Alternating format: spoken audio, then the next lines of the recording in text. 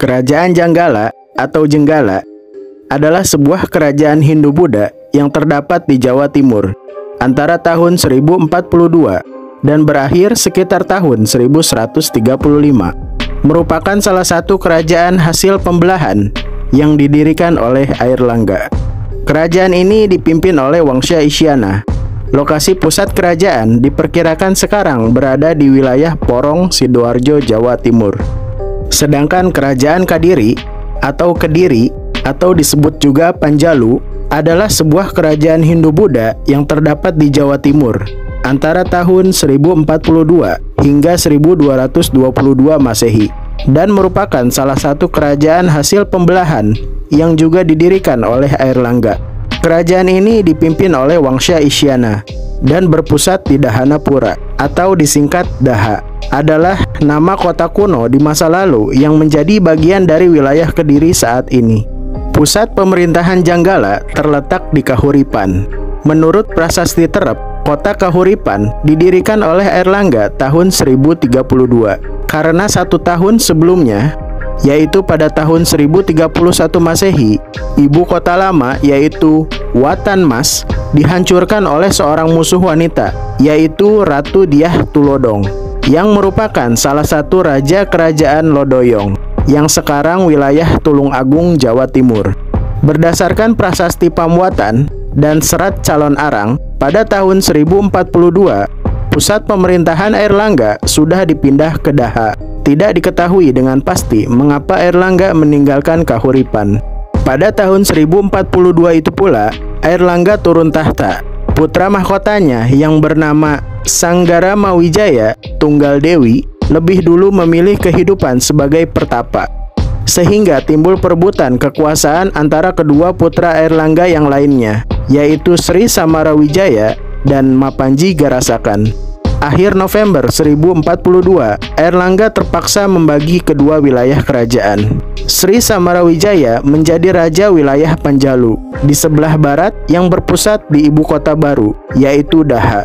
Sedangkan Mapanji Garasakan menjadi raja di wilayah Jenggala di sebelah timur yang berpusat di ibu kota lama, yaitu Kahuripan. Pada masa pemerintahan keduanya, sepeninggal Airlangga dipenuhi oleh perang saudara antara Janggala melawan Panjalu.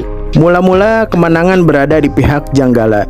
Pada tahun 1044, berdasarkan Prasasti Turun Hyang, Mapanji Garasakan memenangkan pertempuran melawan Panjalu karena para pemuka desa Turun Hyang setia membantu Janggala melawan Panjalu.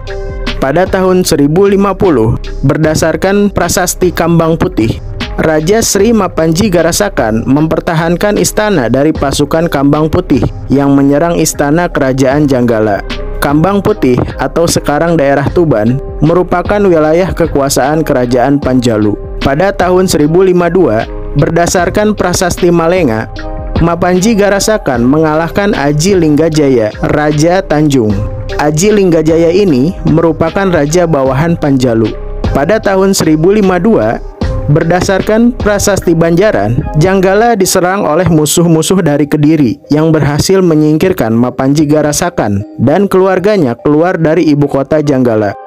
Raja Janggala kedua, Alan Tanjung Ahyes, melarikan diri ke hutan Marsma untuk menyusun kekuatan. Ia kemudian berhasil merebut kembali ibu kota Janggala berkat bantuan para pemuka desa Banjaran. Pada tahun 1053, berdasarkan Prasasti Garaman, Mapanji Garasakan mengalahkan Aji Panjalu dari Kadiri dibantu oleh pasukan dari desa Garaman. Dan pada tahun 1059, berdasarkan Prasasti Sumengka, Raja ketiga Janggala, Samaratosaha, dibantu para pemuka desa Sumengka memperbaiki saluran air peninggalan Airlangga yang dimakamkan di Tirta atau pemandian. Akhir kerajaan Janggala. Meskipun Raja Janggala yang sudah diketahui namanya hanya 3 orang saja, namun kerajaan ini mampu bertahan dalam kurun waktu kurang lebih 90 tahun lamanya. Pada tahun 1135, menurut Prasasti Ngantang, kerajaan Janggala akhirnya ditaklukkan oleh Sri Jayabaya, yaitu Raja Kediri, dengan semboyannya yang terkenal, yaitu Panjalu Jayati atau Kadiri Menang. Sejak saat itu, wilayah Janggala menjadi bawahan Kerajaan Kadiri. Pada masa pemerintahan Sri Jayabaya inilah Kerajaan Kadiri mengalami masa kejayaannya. Wilayah kerajaan ini meliputi seluruh Jawa dan beberapa pulau di Nusantara, bahkan sampai mengalahkan pengaruh kedatuan Sriwijaya di Sumatera. Pada masa itu, negeri paling kaya selain Tiongkok secara berurutan adalah Arab, Jawa, dan Sumatera. Saat itu yang berkuasa di Arab adalah Bani Abbasiyah, di Jawa adalah Panjalu, sedangkan Sumatera dikuasai oleh Sriwijaya. Keruntuhan Kerajaan Panjalu atau Kediri. Panjalu atau Kediri runtuh pada masa pemerintahan Kertajaya dan dikisahkan dalam Pararaton dan Negara Kertagama.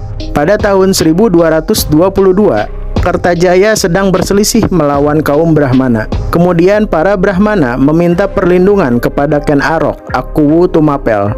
Kebetulan Ken Arok juga bercita-cita memerdekakan Tumapel yang merupakan daerah bawahan Kadiri. Puncak peperangan antara Kadiri dan Tumapel terjadi dekat desa Genter atau Ganter di wilayah timur Kadiri. Pasukan Ken Arok berhasil menghancurkan pasukan Kertajaya. Dengan demikian, berakhirlah masa kerajaan Kadiri yang sejak saat itu kemudian menjadi bawahan Tumapel atau Singasari. Setelah Ken Arok mengalahkan Kertajaya, Kadiri menjadi suatu wilayah di bawaan kekuasaan Singasari. Ken Arok mengangkat Jayasabha, putra Kertajaya, sebagai Bupati Kadiri.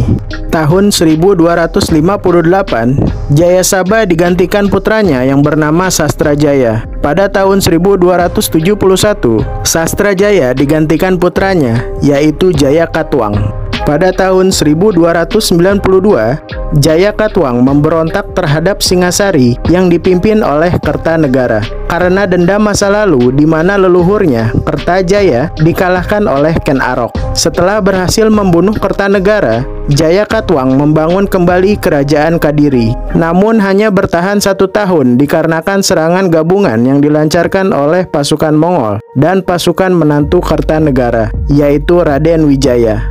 Dan Raden Wijaya inilah yang menjadi pendiri dan sekaligus raja pertama kerajaan Majapahit. Dan cerita berakhir di sini. Oke guys, terima kasih sudah menonton. Kalau kamu suka videonya, silahkan like dan share. Dan jangan lupa subscribe dan aktifkan lonceng notifikasinya agar tidak ketinggalan cerita-cerita menarik lainnya.